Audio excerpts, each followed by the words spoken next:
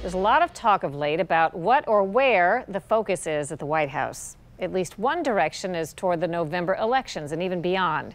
Lisa Fletcher talks about that and more when she sat down this summer with Lara Trump, campaign advisor and daughter-in-law of the president. I am so proud to introduce myself as the daughter-in-law of our president, Donald J. Trump. Traditionally, the president in his first term loses the House and Senate. His party loses the House and Senate. We're very hopeful leading up to November that we don't see that happen on the Republican end. We're working very hard for that. And then I think it'll be really exciting, actually, to go into 2020. You know, our campaign in 2016 was so unique and so small, and I mean, none of us had any political experience before this. So we're in a very different space. We're operating from a different area now where we really feel streamlined. We've raised a lot of money, and we're really excited to go into 2020. Nothing will ever compare, of course, to 2016 because it was all so new and so unique and amazing to all of us. How is it different for you now than it was in 2016? What have you learned? Oh my gosh. Well, what haven't we learned? We learned a lot.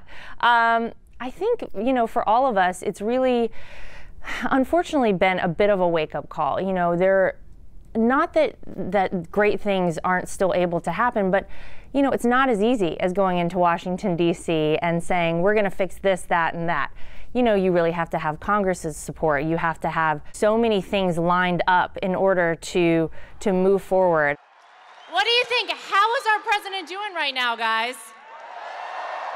I mean, for me, I thought, oh, well, you know, Donald Trump's going to go in there and he's going to totally clean house and he's going to really make everything right. And I think he's done an incredible job of that. But it's not always as straightforward as it seems in Washington, D.C.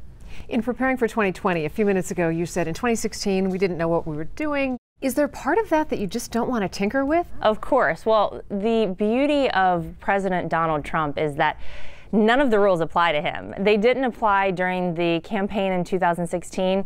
They probably won't apply in the midterms, and certainly going into 2020, we sort of feel that way.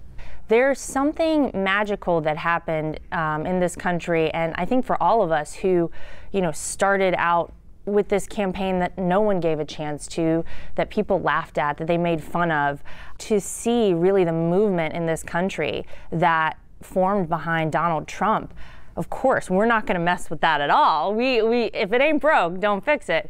But I think we've just gotten a little more sophisticated in the way that we run the day-to-day operations. And we feel very structured and set up for 2020, but we are 100% on board for the no rules apply Trump logic when it comes to campaigning, for sure. The idea that no rules apply, that has been a talker since 2016. Why? How is that possible? People are feeling the effect of Donald Trump as president, and I don't think there's any way that you can ignore that, and I think there will be so many more people voting for him in 2020. They may never tell anyone that they voted. The exit polls will be wrong again when they leave the voting booth, but I really do think that, you know, we've been yearning in this country for somebody to make these changes, to keep promises, and I think that's what we're seeing happen. On the upcoming midterm campaigns, the president has pledged to spend at least 40 days on the trail before November.